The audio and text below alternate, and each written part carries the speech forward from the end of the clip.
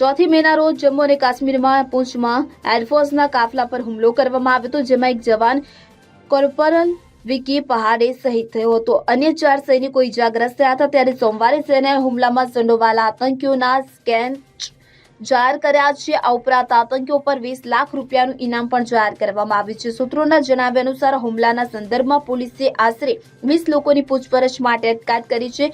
પૂંછના ડન્ના ટોપ, સાસ્ટાર, સિંધા અને સનાઈ ટોપ વિસ્તારોમાં મોટા પાયે ઘેરાબંધી અને સર્ચ ઓપરેશન હાથ ધરવામાં આવ્યું હતું, કે જે ત્રીજા દિવસે પણ ચાલુ છે. હુમલામાં શહીદ થયેલા વાયુસેનાના જવાન વિકી પહાડેના આજે તેમના વતન ગામ નોન્યા કરબલમાં અંતિમ સંસ્કાર કરવામાં આવશે. તેમના પાર્થિવ દેહને સવારે નાગપુરથી સેનાના હેલિકોપ્ટર દ્વારા ઇમલીખેડા એર સ્ટ્રીપ લાવવામાં આવ્યો હતો.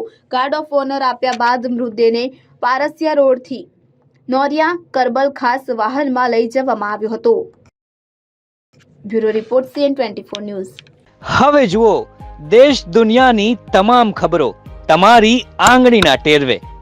ઉઠાવો મોબાઈલ અને Google Play Store પરથી ડાઉનલોડ કરો અમારી CN24 ન્યૂઝ મોબાઈલ એપ.